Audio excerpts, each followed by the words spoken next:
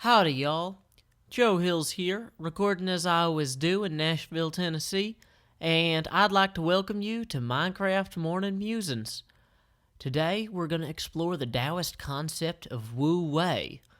Wu Wei is Chinese, of course, for not doing, but can also be translated as non-assertion, or interpreted as not trying too hard.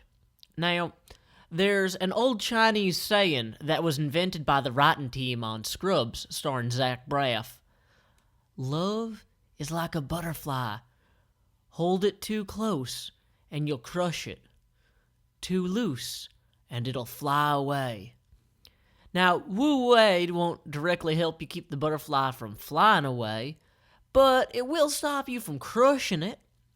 And with that introduction, let's leap right into James Legge's 1891 translation of Chapter 29 of the Dao de Jing by Lao Tzu after this incredibly long sentence, which, while correct grammatically, is doing nothing toward my goal of completing this recording, so I can go back to doing nothing.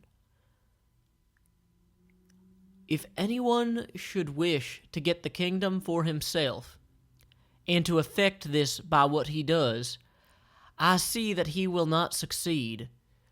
The kingdom is a spirit-like thing, and cannot be got by active doing. He who would so win it destroys it.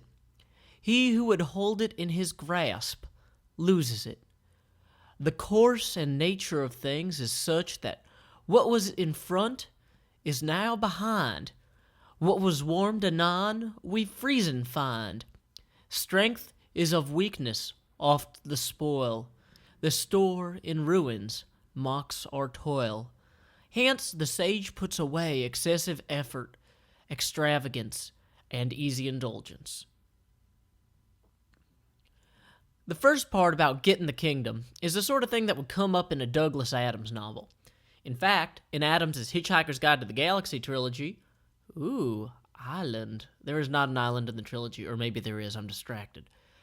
Anyway, I'm not going to try too hard to do this perfect narration. Anyway, Adams' character, Zaphod Beeblebrox, wants to be president of the galaxy so badly that he wipes his own memory to remove his ambition to become galactic president.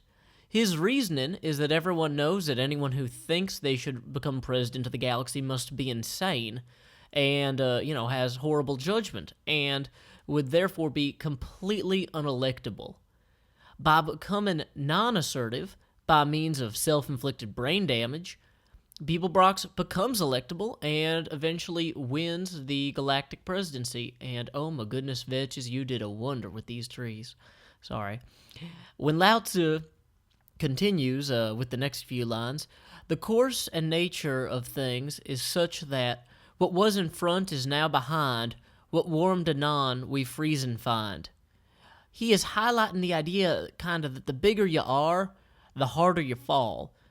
Swings of fortune are natural and unpredictable, but the less one practices Wu Wei, the more extremely those swings will impact your life. Oh, man, Vetch has left a little chest over there. When I release this map for download, I guess you guys can go find out what was in it. Anyway, When Lao Tzu says that stuff, though, about the course of things and what was in front is now behind, he's highlighting I've already said that. Yeah, the bigger you are, the harder you fall. I said it again. See, this is what teaching is all about. It's about expressing something so many times that people eventually learn it, and not working too hard in the process to get everything perfect with your presentation.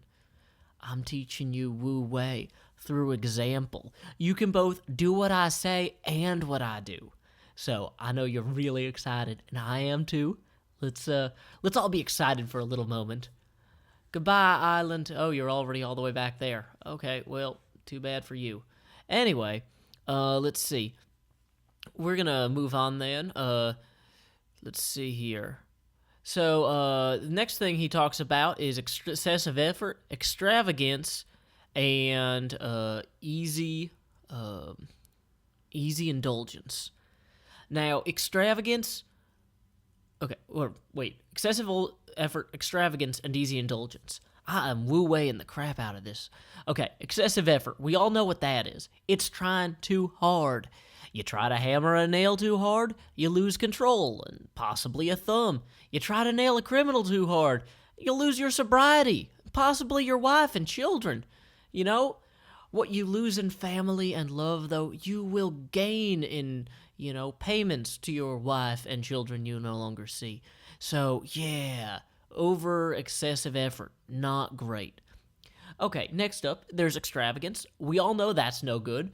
There's a reason we freak out when we realize our politicians pay hundreds of dollars for each haircut. And, we all have our own little weaknesses in terms of extravagance, things we like to spend money on, but we needn't to overdo it.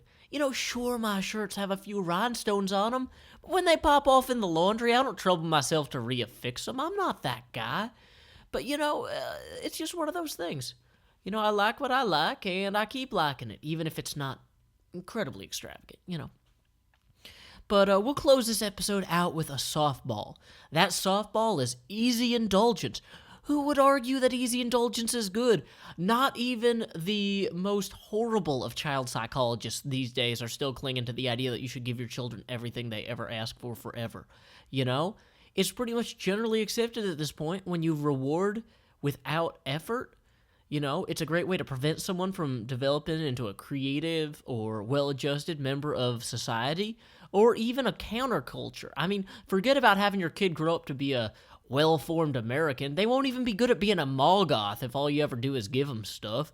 They're just gonna constantly expect things without working for them. And those little bracelets with all the spikes, those cost money. You can't just walk into Hot Topic and get those for free unless you're a thief. And if your children are thieves, then, you might have screwed something else up.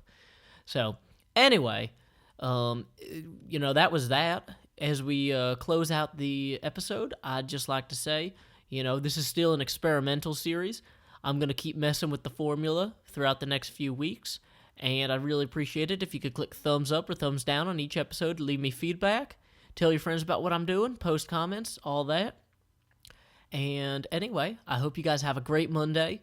Until next time, y'all, this is Joe Hills from Nashville, Tennessee. Keep adventuring.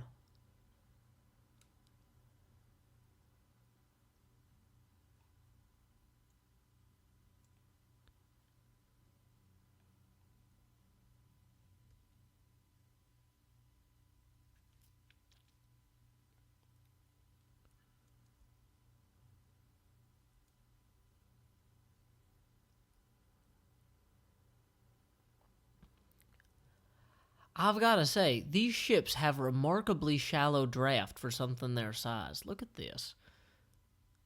Barely any displacement. You could sail up the Mississippi River in one of these without even trying.